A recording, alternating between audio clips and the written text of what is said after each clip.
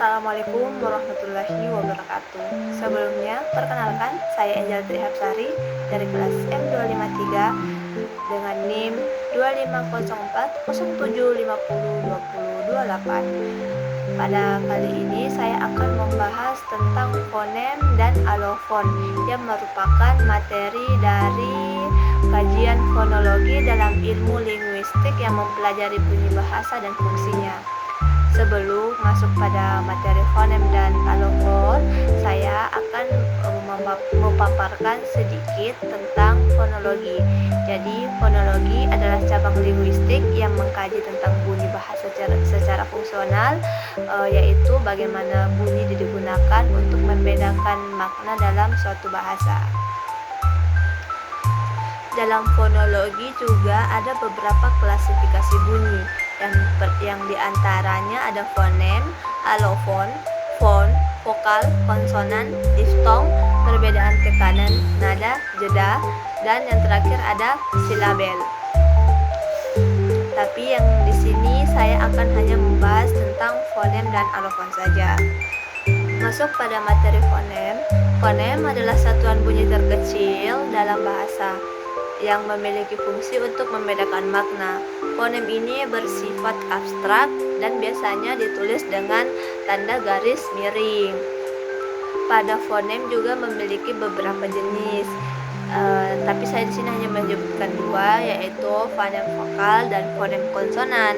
Fonem vokal adalah fonem yang dihasilkan tanpa adanya hambatan pada alat ucap. Contohnya A, I, U, E, O. Sedangkan fonem konsonan adalah fonem yang dihasilkan dengan adanya hambatan dari alat ucap seperti bibir, gigi atau lidah. Contohnya B, P, T, K, D, G, S, M, N, dan sebagainya. Dan contoh fonem yang pertama yaitu B dan P, yaitu batu dan patu. Jadi perbedaan satu kata saja bisa menimbulkan dua arti yang berbeda. Yang kedua ada C dan J, yaitu cari dan cari. Yang ketiga H dan K, hari dan kari, satu kata saja berbeda berarti berubah maknanya. Dan yang keempat M dan P, yaitu mata dan patah. Masuk kepada materi alofon. Alofon sendiri adalah variasi bunyi dari fonem yang sama tapi tidak berfungsi membedakan makna, tetapi muncul karena adanya perbedaan lingkungan bunyi atau posisi dalam kata. Masuk ke bagian jenis-jenis alofon. Yang pertama ada alofon distribusi komplementer.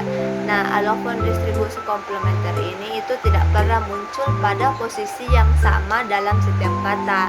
Jadi setiap alofon ini muncul pada lingkungan bunyi yang berbeda. Contohnya seperti fonem T yang muncul pada kata tali, yang artinya dia T-nya di depan kata. Sedangkan T pada kata at yang muncul pada kata akhir. Jenis-jenis alofon yang kedua adalah alofon distribusi bebas, yang dimana dia dapat saling menggantikan satu sama lain pada posisi yang sama tanpa mengubah makna. Contohnya pada pengucapan R yang berbeda, baik itu pengucapannya kuat, getar, atau lemah, tetapi artinya tetap sama. Contoh alofon yang pertama pada huruf P pada kata padi dan P pada kata siap. Masih fonem P tapi hanya cara ucapnya yang berbeda, yaitu pa dan siap. Yang kedua, contoh alofon pada huruf N, yaitu pada kata nasi dan N pada kata angka. Perbedaan bunyinya karena akibat dari bunyi di sekitarnya, yaitu nasi dan angka. Dan contoh yang terakhir B pada kata B, yaitu batu, dan B pada kata sebab. Bunyi akhirnya itu tidak dilepaskan, maka maknanya tetap sama. Masuk kepada kesimpulan. Jadi pada materi ini kita dapat mengambil kesimpulan bahwa fonem memiliki fungsi untuk membedakan makna, sedangkan alofon itu merupakan variasi bunyi dari fonem yang sama. Pemahaman fonem dan alofon ini sangat penting dalam program fonologi.